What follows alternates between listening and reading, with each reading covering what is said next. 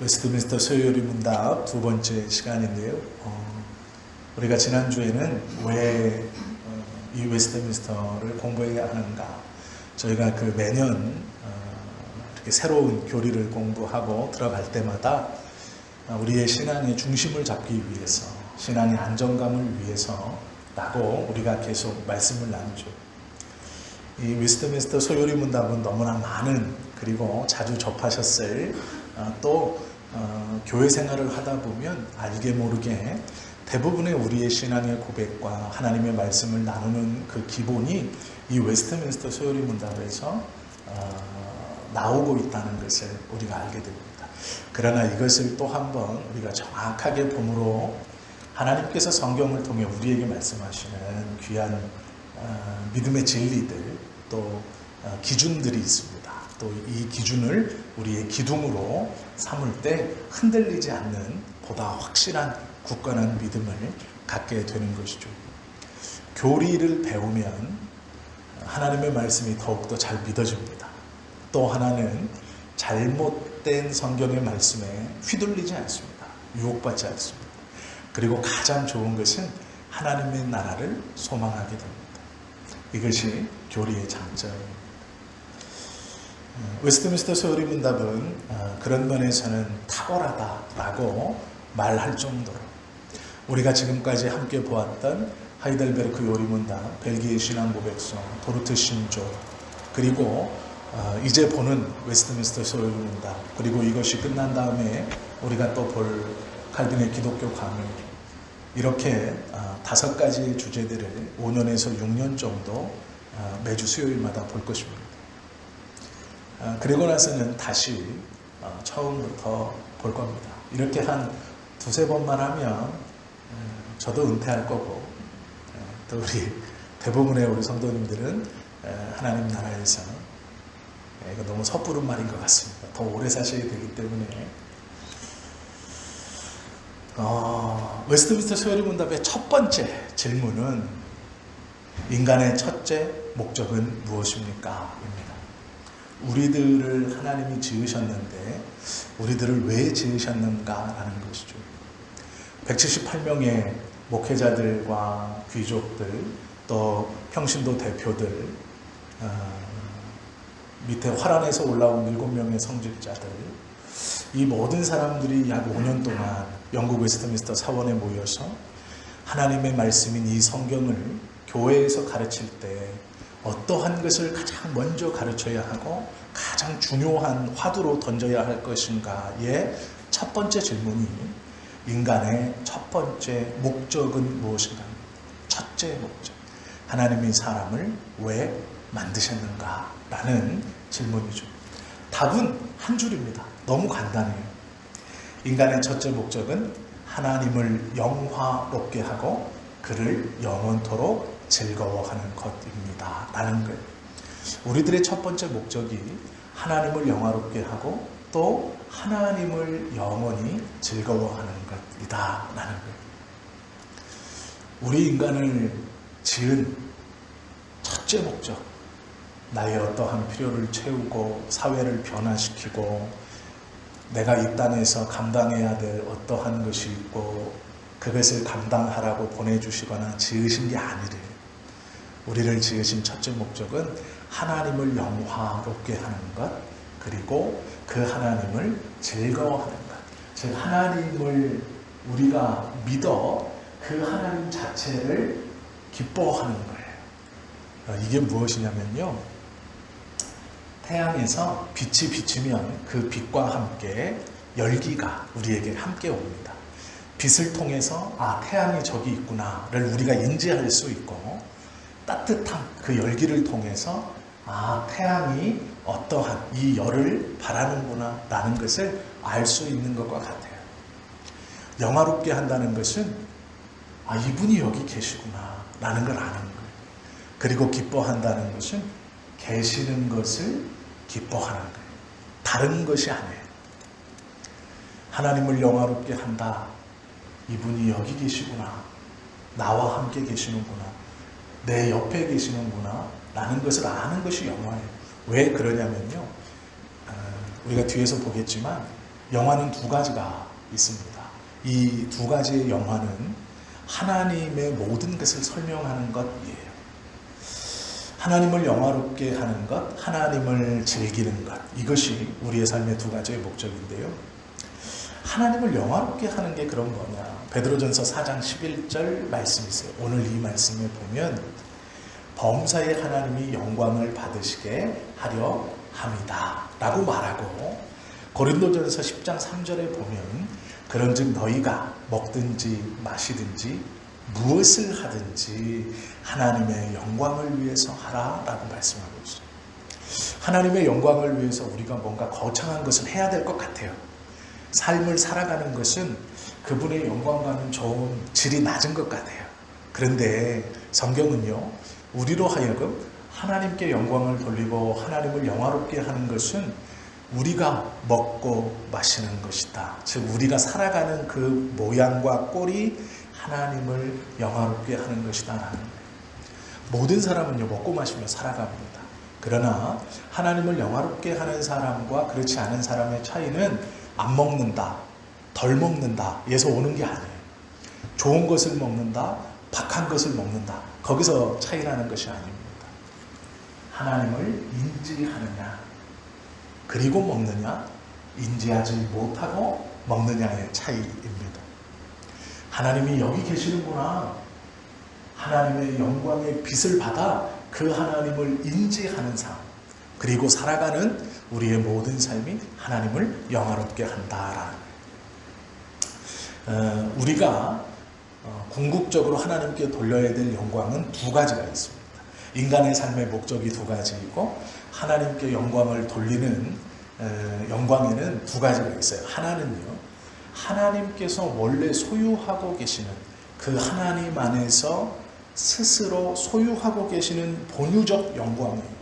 이것은 하나님의 영광이라고 하지 않고 영광의 하나님이라고 해야 정확합니다. 하나님의 영광, 여러 것 중에 하나인 영광이 아니고 영광의 하나님, 하나님을 설명할 때는 그 앞에 영광의 하나님, 영광을 뒤에 붙이는 게 아니고요, 앞에다 놓는 거예요. 영광의 하나님, 다른 수식어는 필요 없는 거예요. 영광이라는 것은 스스로 빛난다라는 뜻이에요. 스스로 빛난다. 어떤 출발이나 어떤 계기 없이, 어떤 에너지 없이 타오르는 무엇인가의 그 작은 시작 없이 스스로 빛난다, 스스로 터진다라는 뜻이에요. 그러나 이 영광이 어떻게 퍼지느냐?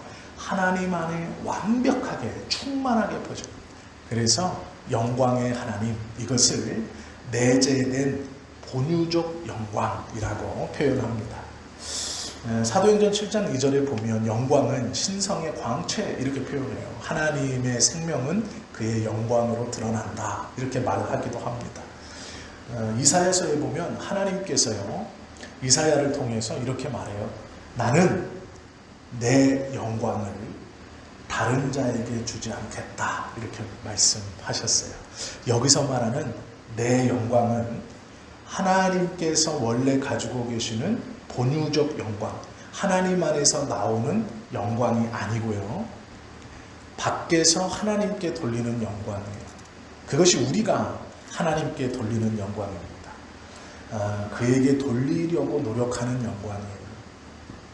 이 인간의 두 가지의 목적 중 첫 번째, 하나님을 영화롭게 하는 것은 내재된 영광의 하나님 스스로 바라시고 스스로 그 안에 완벽하게 일어나는 그 영광의 광채가 우리에게 비추어져서 우리가 하나님을 인지하게 됩니다. 영광의 하나님, 그 영광 때문에 우리가 그분을 인지하는 거예요. 어둠 속에 빛이 있으면 그 빛으로 말미암아 우리가 그 빛을 인지하는 것처럼 하나님 안에서 내재된 영광이 완벽하게 뿜어져 나오므로 우리는 하나님을 인지하게 돼요. 그리고 그 인지된 하나님께 밖에서 안으로 돌리는 영광이 있어요. 우리가 돌리려고 하는 영광, 이것이 영광의 두 번째 속성인데요. 역대상 16장 29절에 보면 이렇게 말해요. 여호와의 이름에 합당한 영광을 그에게 돌릴지어다. 하나님의 이름에 합당한 영광을 우리가, 즉 하나님 밖에 있는 우리가 하나님께 돌려야 된대요. 고린도전서 6장 20절 말씀에 보면 너의 몸과 영으로 하나님께 영광을 돌려야 한다라고 명령하고 있습니다. 영광이라는 것은 두 가지가 있는 겁니다. 하나님께서 원래 가지고 계시는 본유적 영광과 밖에서 즉 피조물인 창조물인 우리가 하나님 영광의 본체이신 그 하나님께 돌리는 영광이 있다라는 거예요. 하나님을 영화롭게 한다는 것, 그것이 무엇이냐? 이것은 하나님의 자녀들에게는 네 가지로 돌릴 수 있습니다. 네 가지로 대표되는 것. 첫 번째는 감사, 예배, 사랑, 순종입니다. 이것으로 하나님을 영화롭게 할 수 있습니다. 하나님께 영광을 돌린다는 것은 우리의 생각에 가장 높은 곳에 모시고 그분을 경외하는 거예요. 이게 감사입니다. 가장 높은 곳에 하나님을 모셨기 때문에 그 밑에 아무리 흔들리고 요동치고 어려움이나 힘듦이 있어도 가장 높은 곳에 모신 이 하나님은 흔들리지 않는 거예요. 요동하지 않는 겁니다. 그래서 항상 그분께 감사하는 거예요. 시편 92편 8편 8절 말씀에 보면 여호와는 여호와여 주는 영원토록 지존하실나이다 라는 고백해요. 가장 높게 존재하신다는 거예요. 근원이시다라는 것이죠. 시편 97편 8편을 보면 주는 모든 신 위에 초월하십니다 라고 말해요. 이 감사의 대표적인 것은요, 하나님을 가장 위에 두는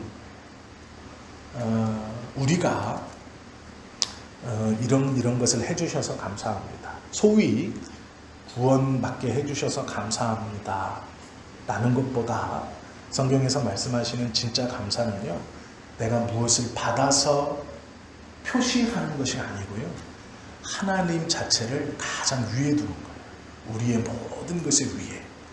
이것이 감사예요. 하나님을 영광스럽게 영화롭게 할 때에 무엇으로 하나님을 영화롭게 하는가? 스스로 안에서 본유적 영광이 아니라 밖에서 하나님께 하는 영광 중 첫 번째 가장 큰 것은 감사인데요. 이 감사는 받아서 드리는 게 아니에요. 받아서 고백하는 게 아니고 하나님을 가장 위에 두는 것, 나의 모든 것 위에 두는 것, 위에 모시고 있는 것, 그것이 감사입니다. 이 감사하는 행위에는 여러 가지 것들이 있는데요. 우리가 그 뒤에서 이것들을 좀 함께 자세히 볼 것이고요. 두 번째는 예배예요. 하나님께 영광 돌리는 것 중에 두 번째는 예배인데요. 시편 29편 2절 말씀을 보면 여호와의 이름에 합당한 영광을 돌리며 거룩한 옷을 입고 여호와께 경배할지어다 이렇게 말해요. 하나님을 경배하는 것, 그것이 예배이거든요. 하나님을 높이는 거예요. 그런데 이 경배도 두 종류가 있습니다. 하나는 뭐냐면 살아있는 우리 주변에 관계하고 있는 사람들에게 돌리는 경배가 있어요. 이게 같은 단어이기 때문에 다 분별은 하시지만 제가 구별해 드리는 겁니다. 창세기 23장 7절에 보면 아브라함이 이 헷 족속의 땅에 들어가요. 그래서 그들 헷 족속을 보고 이렇게 하거든요. 아브라함이 일어나 그 땅 거민 헷 족속을 향하여 몸을 굽히고 라고 말해요. 몸을 굽히고. 이것이 경건, 경배의 행위입니다. 몸을 접는 거예요. 땅을 향해서 몸을 굽히는 것이죠.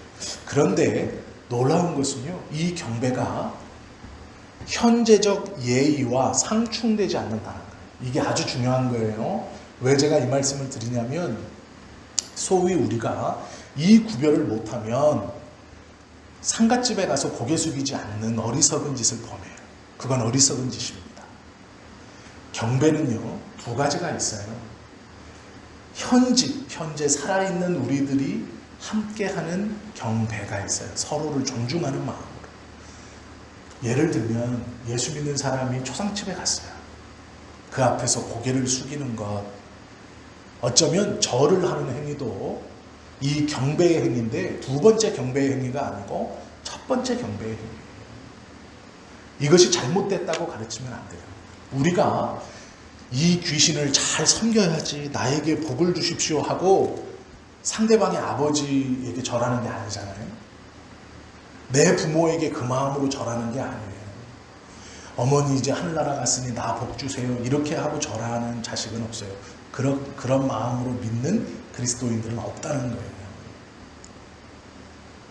허리를 꼿꼿이 세우고 목도 꼿꼿이 세우고 이거 꺾이면 믿음이 꺾이는 것처럼 천만의 말씀.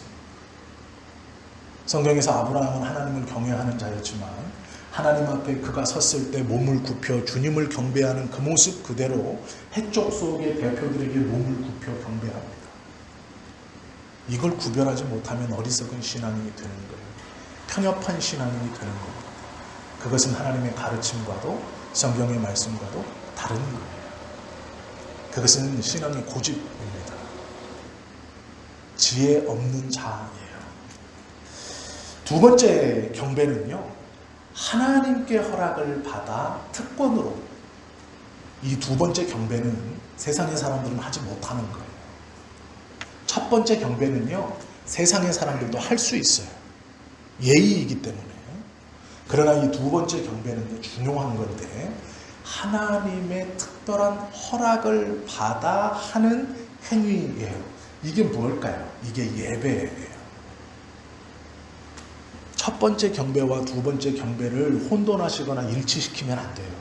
그러면 예수 믿는 자는 세상의 사람들과 어울릴 수 없어요. 어울리면 안 되죠. 왜요? 세상 모든 것이 내 신앙을 다 좀먹는 건데, 내 신앙을 다 부정시키는 건데, 저 사람과의 나의 관계는 내 신앙을 끊어버리는 일이에요.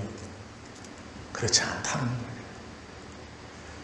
첫 번째 경배는 성경에서 보면 아브라함도 서로 베드로가 바울을 만났을 때, 바울이 베드로를 만났을 때 서로가 서로를 주님의 이름으로 축복하고 그들을 높일 때, 사도라 부를 때 다 경배예요. 그것이.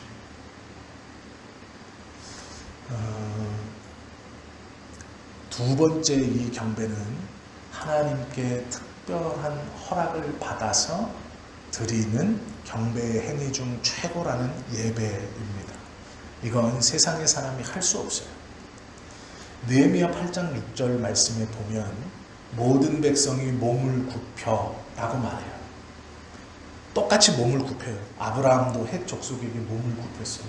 그러나 그 헷 족속을 하나님처럼 여긴다는 것이 아니잖아요. 그러나 이 느헤미야는 좀 달라요. 똑같은 행동이거든요. 모든 백성이 몸을 굽혀 얼굴을 땅에 대고 여호와께 경배하였느니라. 똑같은 행동이에요. 그런데 구별하고 있어요. 아브라함의 헷 족속에게 보인 것은 예의입니다. 똑같은 경배의 모양이지만, 그러나 이스라엘 백성들이 모여서 하나님께 예배하는 것은 똑같이 굽히는 거지만 하나님을 예배하는 거예요. 경배하느라. 이건 다른 겁니다. 이건 구별할 수 있어야 돼요. 세 번째가 사랑입니다. 이것은 우리가 하나님께 돌리는 영광의 일부예요. 신명기 말씀에 보면 너는 마음을 다하고 성품을 다하고 힘을 다하여 내 하나님 여호와를 사랑하라 라고 말해요. 사랑하라. 이것이 영광을 돌리는 세 번째 큰 줄기입니다.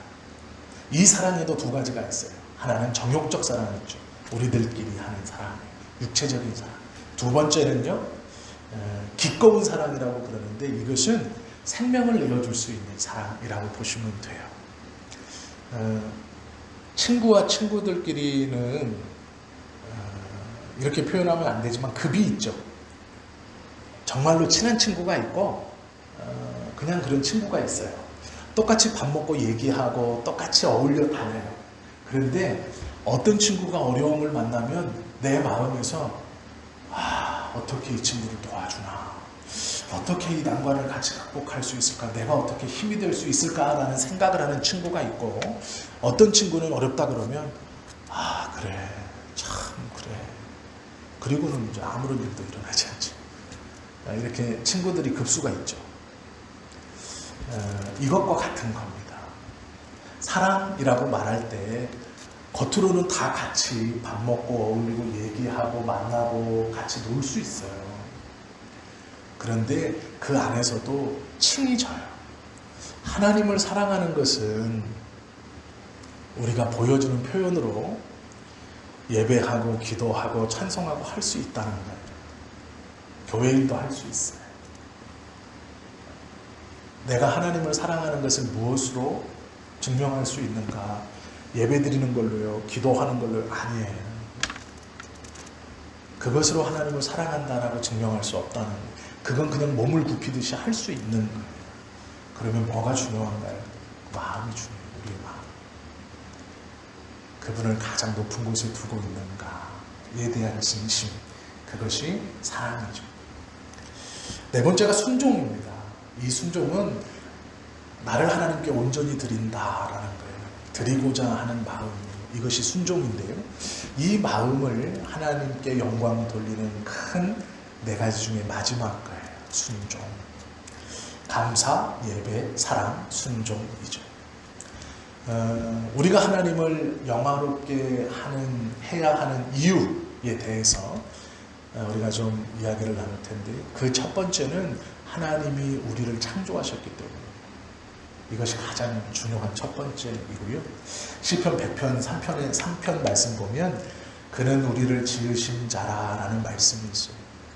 우리가 하나님을 영화롭게 해야 되고 그에게 영광을 돌려야 하는 이유는 그분이 우리를 지으셨기 때문이에요. 다른 것은 필요 없어요. 그것이 먼저입니다. 나를 지으신 이가 하나님이시기에 그 하나님을 영화롭게 하는 거예요. 우리가 세상에서 자신의 목숨을 위험에서 구해준 사람을 은인이라고 불러요. 그리고 그 은인은 평생 그 은혜를 갚으려고 노력을 하죠. 왜냐하면 저 사람 아니었으면 나는 그때 죽었어. 영화나 이런 데서 드라마에서 보시면요, 주인공이 어려움에 처해요. 그런데 이제 자기 그 옛날 친구들이나 주변 사람들을 찾아가서 내가 지금 저 나쁜 사람하고 이렇게 싸울 건데 나를 좀 도와줄 수 있겠니? 근데 누가 봐도 불리한 거예요. 그런데 요 사람들이 뭐라고 자주 말하냐면 내가 같이 할게. 너 아니었으면 나 그때 죽었어. 이렇게 말하는 것들을 제가 자주 봤어요. 자신을 정말로 죽음 가운데서 구해준 그 사람에게 느끼는 고마움이 우리에겐 있죠. 그래서 그 은혜를 갚으려고 노력하죠. 그런데 하나님은요, 우리에게 생명을 주셨고 우리를 구해 주셨을 뿐 아니라 영원한 생명도 약속하시고 우리를 구원하시기 위해 독생자를 보내셔서 죽이셨어요. 이것은 세상에서 우리의 육신적 생명을 구해준 은인과 비교할 수 없는 거예요. 이것이 하나님이 나의 창조자이시다라는 고백이에요. 이 고백이 있을 때 하나님께 영광을 돌려야 되는 이유가 되는 것이죠. 왜 하나님께 영광을 돌려야 하느냐? 너를 지으시니까 그 하나님이시기 때문이다 라는 거예요. 우리가 이것을 기억해야 합니다. 또 하나님께 영광 돌려야 하는 두 번째 이유는요, 하나님이 창조한 모든 피조물들의 목적이 하나님께 영광 돌리게 하기 위해서 창조했기 때문이에요. 즉 창조의 목적이기 때문이에요. 그것이 우리를 창조하셨기 때문이고, 두 번째는 우리를 그 목적으로 지으셨기 때문이에요. 하나님께서 모든 창조물들을 창조하신 것은 하나님께 영광을 돌리게 하기 위해서 만드셨어요. 잠언 16장 4절에 보면 여호와께서 온갖 그 시음에 적당하게 지으셨나니 라는 말씀이 있어요. 시편 43편 21편에 보면 이 백성은 내가 나를 위하여 지었나니, 다른 게 아니고요, 나를 위해서 지었는데 나의 찬송을 부르게 하려 함이라 라고 말씀하셨어요. 하나님이 우리를 지었는데 왜 지었느냐? 하나님을 위해서 하나님이 만들었대요. 그럼 무엇을 위해서요? 나를 찬송하게 하려고 만들었다. 이렇게 말씀하세요. 세 번째는 하나님의 영광에는 고유한 가치와 탁월성이 있기 때문입니다. 하나님의 본래적 영광은요, 세상의 어떠한 것과도 비교할 수 없어요. 하나님 스스로 갖고 계시는, 내뿜고 계시는 이 본유적 영광, 이것은 세상의 어떠한 아름다움이나 어떠한 작품과도 비교할 수 없어요. 그러기에 이 영광의 고귀함, 이것은 어떤 것과도 비교할 수 없어요. 모든 피조물, 모든 창조물을 다 갖다가 이 하나님의 영광과 바꾸거나 무게를 잴 수 없어요. 그만큼 이 하나님의 영광이 온전하시고 탁월하시기 때문에 우리는 그 영광의 하나님께 영광을 돌릴 수밖에 없는 거예요. 이것이 네 번째 이유입니다. 모든 이 하나님이, 영광의 하나님이 지으신 피조물은요, 이 영광 가운데 지어진 거예요. 그리고 영광 가운데 지어진 모든 피조물은 하나님을 찬송하며 영광을 돌리기에 지음을 받았어요. 그런데 이 피조물은요, 위와 아래가 있습니다. 다 평등하지 않아요. 하나님이 창조한 피조물은 위와 아래가 있어요. 우리는 우리의 기준으로 생각만 하시면 돼요. 다른 피조물의 기준은 우리가 신경 쓸 게 아니에요. 우리의 기준을 가운데다 놓고 우리의 위에 있는 존재가 누굴까요? 천사들이에요. 우리의 위에 있는 존재들이 천사들입니다. 그런데 놀랍게도 성경은 이 천사들이 하나님을 찬양한다라고 기록하고 있습니다. 이 천사들이 하나님의 영광을 위해서 그의 옆에 시립해 서서 그의 거룩한 말씀의 영광을 실행하고 전달하기 위해서 하나님 옆에 서 있어요. 이것이 성경의 증언이에요. 우리보다 위에 있는 피조물, 이 천사들이 하나님의 영광을 위해서 있고 노래하고 있어요. 그리고 우리보다 아래에 있는 피조물, 즉 우리에게 소유권을 주신 이 천하의 만물들, 풀, 나무, 꽃, 모든 생명체들은 우리보다 아래에 있어요. 왜요? 이 통치권을 우리에게 주셨기 때문이에요. 그래서 우리보다 아래에 있는데, 우리보다 아래에 있는 이 피조물들도 성경은 하나님을 노래한다라고 말하고 있어요. 우리보다 위에 있는 피조물들이 하나님의 영광을 위해 존재하고 우리보다 아래에 있는 피조물들도 하나님의 영광을 위해서 살아간다면 우리도 하나님의 영광을 위해서 살아가는 것이 마땅한 삶의 모습이죠. 우리보다 못한 피조물, 시편 19편 1절에 보면 하늘이 하나님의 영광을 선포하고 우리보다 위에 있는 피조물, 히브리서 1장 14절 모든 천사들은 부리는 영으로 하나님의 보좌 앞에서 시중을 들며 그의 영광을 위해서 있는 거예요. 그럼 가운데 있는 우리는 마땅히 그리고 당연히 하나님의 영광을 위해서 살아가는 것이 맞는 거예요. 그렇기 때문에 사람의 첫 번째 제1되는 목적은 하나님을 영화롭게 하는 것이라는 것입니다. 하나님을 영화롭게 하는 방법이 17가지가 있어요. 근데 이 시간에 그걸 다 하진 않고요. 몇 가지만 함께 좀 보겠습니다. 하나님을 영화롭게 하는 방법. 그럼 우리가 하나님을 이렇게 하면서 영화롭게 해야 되는데 왜 그러느냐? 이것도 중요하거든요. 우리의 소망이 하나님께만 있기 때문에 그래요. 즉 사람의 소망이 시편 39편 7절에 보면 나의 소망은 주께 있습니다 라고 고백하거든요. 하나님께서 우리를 만드셨어요. 영광의 본체이신 하나님이 그 영광으로 영광 가운데 우리를 만드셨고 창조된 모든 것들은 반대로 하나님의 영광을 위해서 살아가는 거예요. 이게 창조 목적인데요. 그럼 그 중에 우리들 가운데 있는 우리가 왜 하나님께 영광을 돌리며 살아야 하는가? 우리의 소망이 그에게 있기 때문이에요. 그가 우리를 지으셨기 때문이고요. 또 지으신 목적이 하나님의 영광을 위해서이기 때문이고요. 그 하나님의 영광은 비교할 수 없는 탁월함을 갖고 있기 때문이에요. 그리고 우리의 위와 아래의 모든 피조물들이 하나님께 영광을 돌리기 때문이고 마지막 다섯 번째는 우리의 소망이 하나님께만 있기 때문이에요. 그래서 우리가 영광을 돌리며 살아야 하는데요. 그 첫 번째 방법은 하나님의 영광만을 목적으로 삼는 것이에요.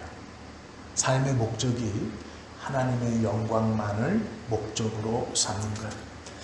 요한복음에 보면 예수님께서요, 제자들을 향해서 독백처럼 말씀하신 것이 있습니다.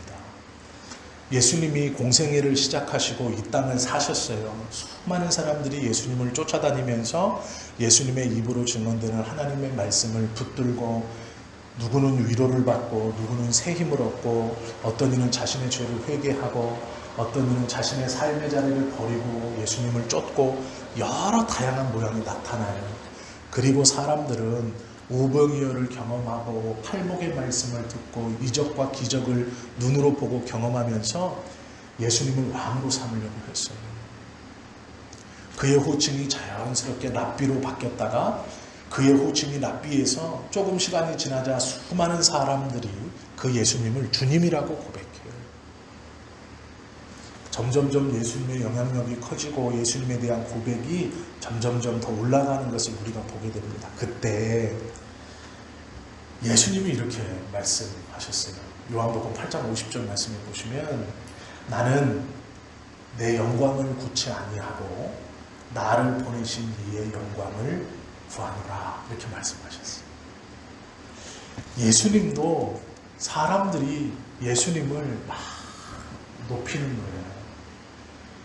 당신은 들어보지 못한 권위 있는 말씀을 우리에게 들려주십니다. 죄인과 세리들과 먹고 마시면서 하나님 나라가 이 땅에 이렇게 활발하게 전파된 적이 없습니다. 병든 자가 나음을 입고 귀신 들린 자가 정신을 차리고 오병이어의 기적을 통해서 우리가 차마 눈으로 보고도 믿을 수 없는 놀라운 일들을 행하시니 당신은 왕이 되어야 됩니다. 이렇게 높여요. 제자들도 그 기대에 한껏 부풀어 있습니다. 그런데 예수님이 뭐라고 고백하시냐면 나는 내 영광을 구하지 아니한다. 오직 나를 보내신 이의 영광을 구한다. 이렇게 말씀하죠. 이게 우리의 삶의 첫 번째 자세예요. 하나님께 영광을 돌리는 첫 번째 자세예요. 뭐요? 감사예요.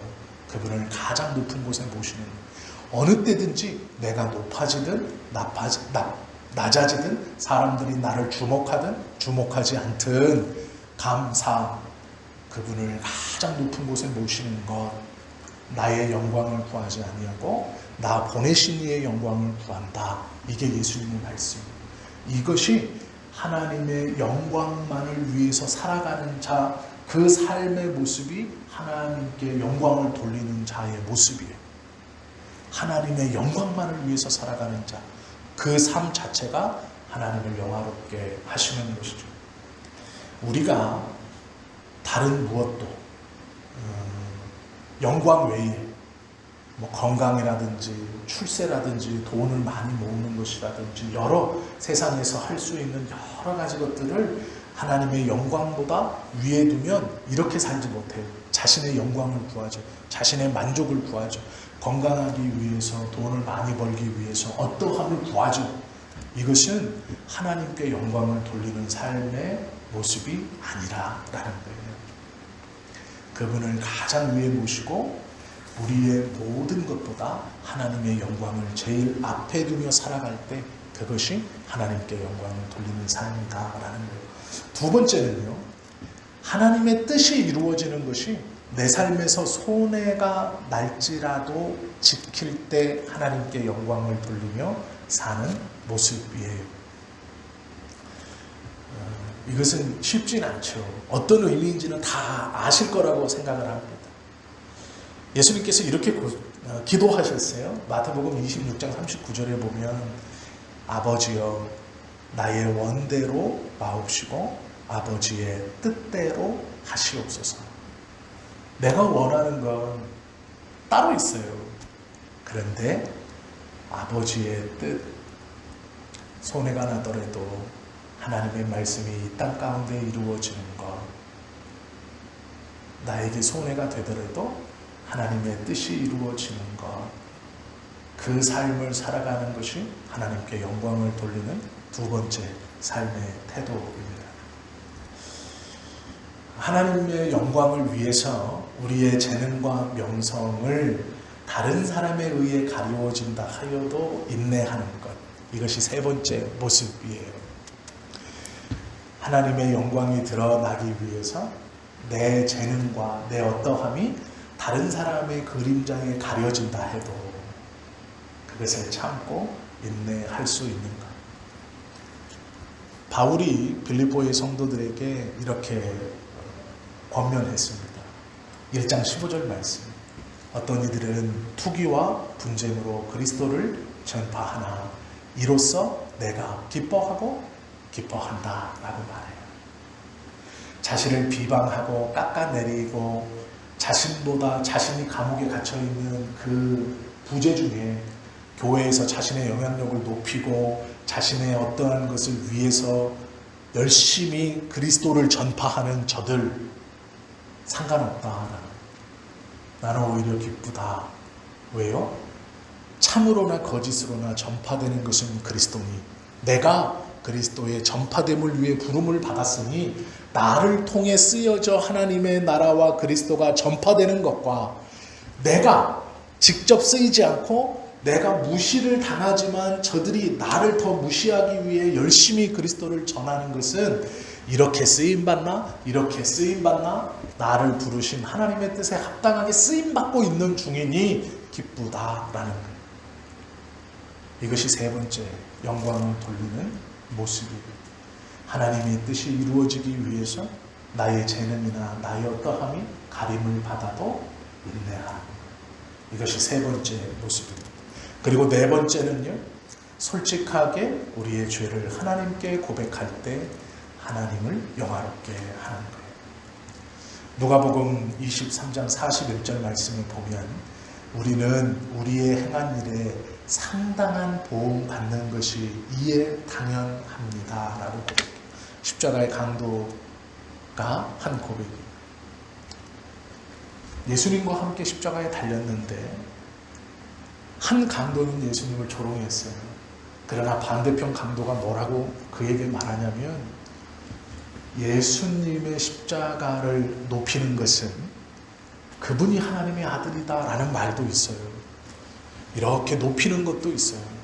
그러나 이분의 거룩과 순결성을 고백하는 또 하나의 방법은 내가 죄인임을 고백하여 낮아지는 거예요. 그분 앞에서 나의 죄를 고백하며 낮아지는 거예요. 이것이 우편 강도가 칭찬 듣는 이유입니다.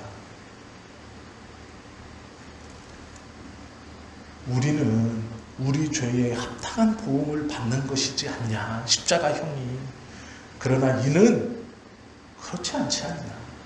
이것이요, 그 세 사람 가운데 예수님을 높이는 거예요. 자신의 죄를 고백하며 낮아지는 거예요. 그러므로 그리스도가 하나님이 올라가시게, 돋보이게 하는 거예요. 이것이 하나님을 영화롭게 하는 네 번째 방법입니다. 여호수아 7장 19절에 보면 이런 말씀도 있어요. 내 아들아 청하노니 이스라엘의 하나님 여호와께 영광을 돌려 그 앞에 자복하고 라고 말해요. 그 앞에 자복하는 것이 하나님을 높이는 거예요. 성경은 이렇게 아예 증언하고 있어요. 우리가 우리의 죄를 하나님 앞에 고백하는 것은 하나님을 영화롭게 하는 거예요. 또한 우리는 믿음으로 하나님을 영화롭게 하죠. 아브라함을 보면 알 수 있어요. 로마서 4장 20절 말씀에 보면 아브라함은 믿음에 견고하여 하나님께 영광을 돌렸다라고 말해요. 믿음을 가지고 있을 때 하나님을 영화롭게 한다라는 거예요. 요한복음 5장 10절에 보면요, 반대말도 있어요. 믿지 않는 자는 하나님을 거짓말하는 자로 만든다라고 말씀하고 있어요. 요한일서 5장 10절에 보면 그러나 믿음은 하나님께 영광을 돌리게 한다라고 기록하고 있습니다. 믿음이 있는 사람은 하나님을 영화롭게 한대요. 믿음이 뭔가요? 말씀드렸어요. 영광의 하나님이 계시다는 것을 아는 거예요. 영광의 하나님이 계신 거예요. 여기 계시는 것을 아는 거예요. 영광의 하나님의 광채가 나에게 비쳤을 때 내가 그 빛으로 하나님이 여기 계시다는 것을 인지하는 것이 믿음이에요. 하나님이 계신다 라는 것을 인지하는 거예요. 그분이 계신다 라는 것을 믿는 것이 하나님을 영화롭게 하는 것이다 라는 거예요. 시편 31편 5절에 보면 내가 나의 영을 주의 손에 부탁합니다 라고 말하고 있으면서요, 구약시대에 보면 도피성이라는 게 있어요. 도피성. 부지불식간에 죄를 지면요, 이스라엘 백성들이 도피성이라는 곳으로 3일 이내에 막 달려갑니다. 내가 실수로 사람을 죽였어요. 그러면 사람을 죽이면 즉결로 처분받으면 돌에 맞아 죽거나 바로 자신이 변명할 기회가 없어요. 그때는 저녁에 성문을 나가서 도피성 쪽으로 막 뜁니다.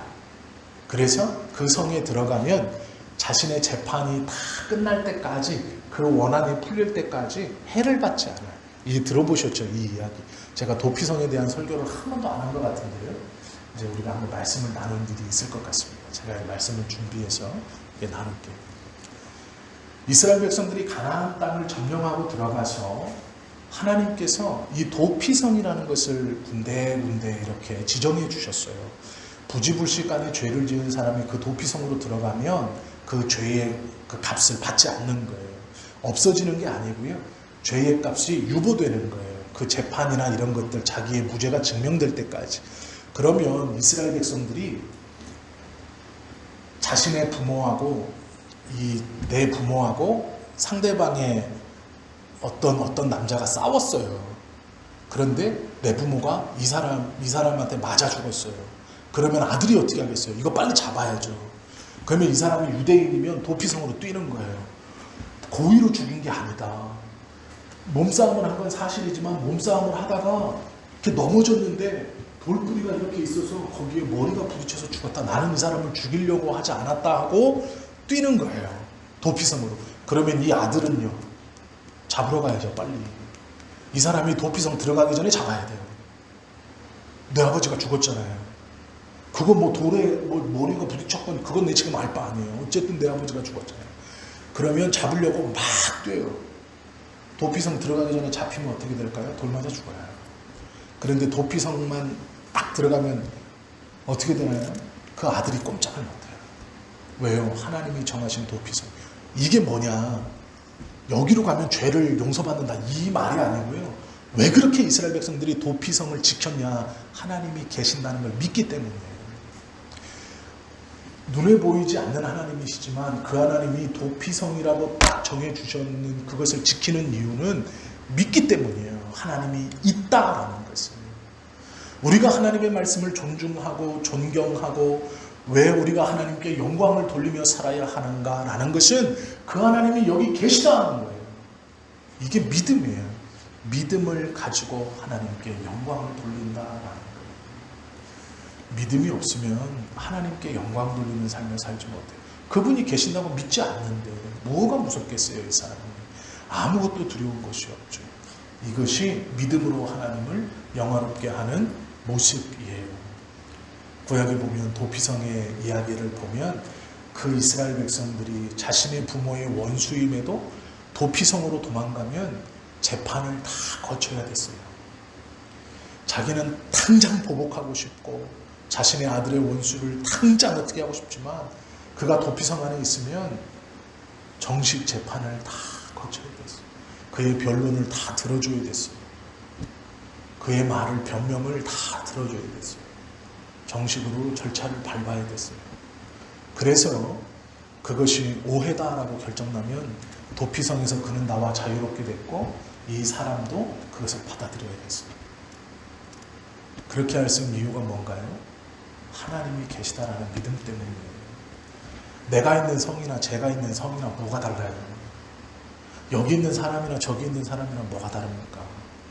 사람이나 성의 모양 때문에 그런 게 아니에요. 하나님이 정해놨다라는 거예요. 하나님이 계시기 때문에 그 하나님이 정해놓으신 것을 지키는 거죠. 그러면 이것 때문에 지키는 게 아니에요. 하나님이 계신다는 믿음 때문에 이걸 지키는 거예요. 우리도 마찬가지죠. 하나님의 말씀을 지키는 건 하나님 말씀 때문에 지키는 게 아니고요. 하나님이 계시기 때문에 말씀을 지키는 거예요. 즉 말씀을 지키지 않는 자는 하나님이 계시다는 것을 믿지 않는 자예요. 하나님이 계시다는 것을 믿지 않는 자가 어떻게 하나님을 영화롭게 하겠습니까? 기록되어진 성경의 말씀을 존중하고 하나님의 말씀으로 받아 우리의 신앙과 우리의 모든 것의 기준이 되고 하나님의 최고의 권위의 말씀이 되면 이 종이에 쓰여진 성경이 다른 책보다 비싸서가 아니죠. 그러려면 다 금박 입혀야죠. 금으로 해야죠. 그러나 그래서가 아니죠. 하나님이 계시기 때문에 이 말씀을 믿고 존중하는 거죠. 이것이 믿음이에요. 이 믿음 없이 하나님을 영화롭게 할 수 없다라는 거죠. 오늘은 여기까지 저희가 보겠습니다. 오늘 큰 두 가지 것들을 저희가 함께 봤는데요. 인간의 제일된 목적은 하나님을 영화롭게 하는 것, 하나님을 기뻐하는 것이 무엇인가는 아직 저희가 안 봤어요. 조금 자세히, 천천히 자세히 좀 보려고 합니다. 그래서 오늘은 이 하나님의 영광이 무엇인가, 하나님의 영광을 돌리는 네 가지의 특징이 뭔가, 보여지는 삶의 태도가 무엇인가, 그리고 그 아래에 우리가 구체적으로 무슨 것을 가지고 살아갈 때 하나님께 영광을 돌릴 수 있는가에 대해서 우리가 좀 함께 보았습니다. 오늘 말씀을 좀 기억하시고요. 하나님께서 나와 함께 계심을 믿는 것, 영광의 하나님이 있다, 여기 있다 라는 것을 인지하는 것, 그 빛이 우리를 불러주신 구원의 빛이며 내주하시는 성령은요, 그 빛에 민감하게 반응하도록 우리를 자꾸 그 빛 쪽으로 돌려 세우시는 역할을 하는 거예요. 성령께서는. 그래서 그 빛을 더 잘 받고 더 잘 인식할 수 있도록, 그래서 우리가 창조의 목적에 맞게 살아가 하나님을 영화롭게 하는 것, 이렇게 살 수 있도록 우리를 오늘도 예배 가운데 불러주시고 말씀을 함께 나누게 하신 것이죠. 이제 출발입니다. 조금 어렵고 처음은 어렵습니다. 다 아시지만 이게 좀 잡힐 때까지 조금 어려워요. 그런데 조금만 지나면 이제 금방 하나님께서 우리에게 주시는 은혜들을 우리가 더 많이 경험하고 풍성한 은혜들, 또 우리가 신앙인으로서 지켜야 될 것들을 더 잘 알며 또 깨닫고 붙들며 살아갈 수 있을 것입니다. 이 하나님의 은혜를 우리 모두가 풍성히 누리시기를 예수님의 이름으로 축원합니다. 기도하겠습니다.